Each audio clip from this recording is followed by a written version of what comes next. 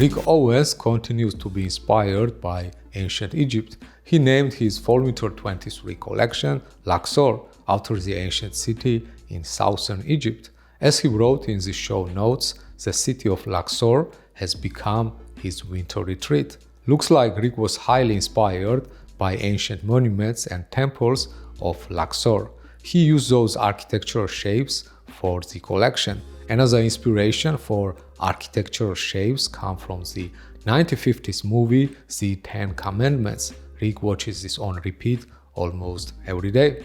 Yet another inspiration was British 19th century Victorian era, in particular Victorian silhouettes. As Rick explained, there was a lot of prudishness and suppressed sensuality in Victorian era, but all of that was done in such an elaborate way that he could not stop thinking about it. Similarly, Rick did this collection in a way that the pieces of clothing to conceal the wearer's body, but they also expose and accentuate other parts. Once again, this show took place in Palais de Tokyo, Rick's favorite spot. He raised the catwalk that looked like an industrial scaffolding. There were also Rick's favorite fog machines in action underneath. This show was opened by Tyron Dillon. The first look instantly encapsulated the overall feel of the collection. Tyron wore a black cape with lengths finishing at the ankles. This look was styled with gloves, side-slit shorts, and a pair of thigh-high leather-kiss boots. Looks like this season's Obsession capes found the way also to the Rick Owens runway. Rick unveiled 3 types of capes. First 2 types were more or less similar in terms of length and shape. They clenched to the chest and then went swinging free. They were styled over a sleeveless tunic that featured leather panels inserted at front. Other types of capes looked shorter and more voluminous. They did look like capes that women wore in Victorian era in Britain. The magic and mystic feel of those looks were intensified by contact lenses that blacked out models' eyes. There were also black paint stripes across the model's eyes and cheeks. Another collection highlights were flight jackets. They came in many different shapes and fabrics. Wool bomber jackets were cropped in a way that they accentuate model's waist. Massively exaggerated shoulders and tight high waist that flared almost to the ankle resembled Victorian hourglass silhouette. Up next came nylon bomber jackets. They featured Rick Owens' signature split zip hood. As Rick wrote in his show notes, those jackets are made from recycled polyamide, and they are dyed with bamboo charcoal for black, while green is achieved using olive waste. Rick unveiled yet another type of light jackets, this time shaggier and lengthier version. Colors of choice were green, purple, and chocolate. These jackets sometimes featured spiked shoulders.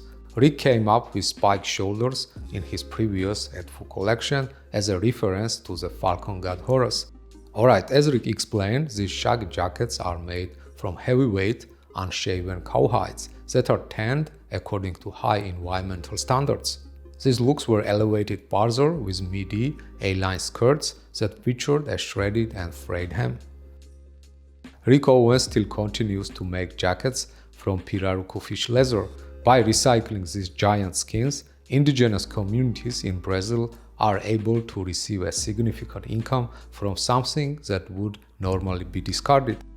Up next, Rick unveiled more flight jackets, this time lengthier version in denim. They came stained and thoroughly shredded. As Rick explained, these spike-shouldered blouses are in 18-ounce Japanese indigo selvage denim. The most original, simple and fun item from this collection was a duvet donut. So the idea here is that you just kinda slip on over your shoulders and it turns into a jacket. Looks like Rick was trying to reduce a garment to the simplest form it could be, so he came up with a duvet donut. It's sculptural, functional, so reduced and simplistic. Duvet donuts were followed by a short segment that brought oversized shielding coats to the runway. Mood here was super cozy. These pyramid-paneled hooded shillings were heightened by the handbags. They added a certain vibe that kind of evened out the cozy feel of the shilling. In terms of tailoring, Rick Owens presented super simple and minimalist looks, focusing on shapes and silhouettes. Impeccable suit jackets were cropped and paired with skirts. Others were lengthier and waist accentuated, often paired with skirts and super wide-leg nylon pants. Lastly, let's have a look at footwear. Because the runway was raised, the audience had a really good view to check out the footwear, which mostly included thigh-high Kiss boots. They looked the chunkier version with added transparent heel. Rick also presented a new orthopedic variation of his glamorous Kiss boots.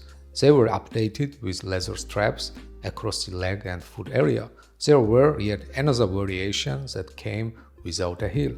They did look like gladiator boots. Probably you guys noticed that with this collection, Rick Owens went back to his roots of black and muted palette. He disregarded colors in this collection on purpose. He wanted to focus on the shapes and architecture of this collection. In terms of the silhouettes inspired by Victorian era, he compared them and envisioned them as a reflection of a primness we see in a prevalence of current online judgment. Rick Owens' outfit when he appeared shortly at the end of the show was also inspired by hourglass silhouette from Victorian era.